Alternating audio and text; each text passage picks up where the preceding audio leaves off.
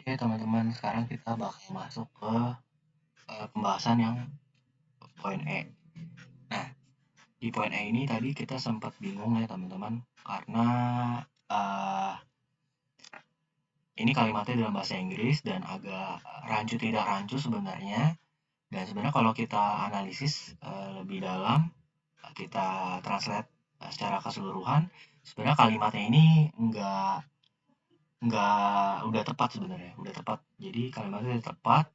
Jadi sebenarnya udah menunjukkan kalau bahwasannya dia beli seperempat dari Lisa dan beli seperempat dari Jenny.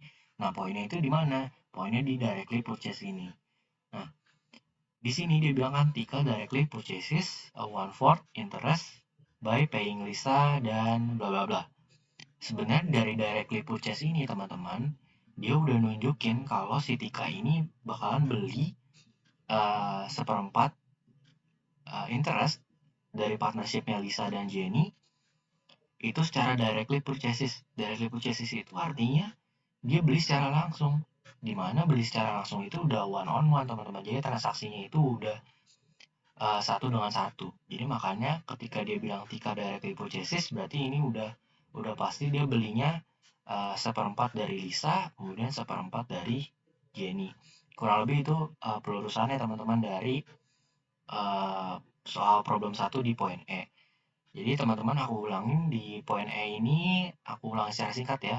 Jadi kita udah bahas tadi, kalau kita mau ngitung Tika Capital, sedangkan ada revaluasi, di sini kan dia bilang sebelum Tika admitted gitu ya, sebelum Tika admission atau masuk ke partnership, ternyata ada revaluasi dari line account. Nah, line account ini harus dicatat dulu teman-teman, dicatatnya di debit karena line itu adalah line itu meningkat di sini 40.000. Nah, sedangkan di kreditnya apa? Kreditnya itu penambahan dari capital partner old gitu atau partner lama. Nah, bertambahnya sebesar berapa? Sebesar income ratio yang sudah sesuai 3:2 ini di atas nih. Yang aku biruin di atas. Nah, teman-teman, eh ini sesuai dengan karakteristik dari partnership itu sendiri, di mana kalau untung, untung bareng, kalau rugi, rugi bareng ya, sesuai dengan kebijakan yang sudah ditetapkan. Kalau di sini kan udah ditetapkan 3:2.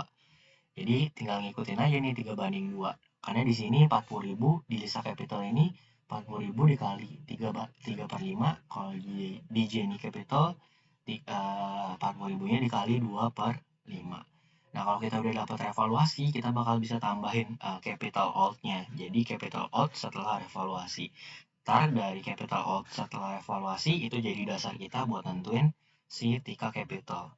Nah, di sini kan Lisa Capital dari 400.000 ditambah 24 jadi 424. Kemudian Jenny Capital dari 320 tambah 16.000 setelah revaluasi jadi 336. Nanti kalau dijumlahin dapat total capital after evaluation yaitu 760. Nah, sesuai dengan pelurusan dari soal di poin E ini, maka direct purchase itu one on one teman-teman. Jadi dari Tika beli ke Lisa sebesar one fourth di sini, seperempat.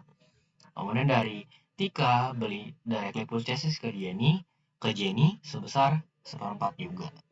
Nanti berarti di Lisa Capital ini bakal berkurang seperempat kali 424. Kalau Jenny Capital 336 kali seperempat. Nanti kalau udah Tika Capital bakal disamin aja atau dijumlahin dari Lisa Capital dan Jenny Capital yang berkurang. Nanti dapat 190. Itu pembahasan mengenai poin E teman-teman. Nah, nanti setelah ini aku akan bahas lagi problem 2 secara singkat karena tadi kita buru-buru sama problem 3 teman-teman di poin B sama poin C. Nanti problem 3 ini aku akan jelasin secara menyeluruh aja dari A, B, dan C. Oke, kita lanjut ke video selanjutnya.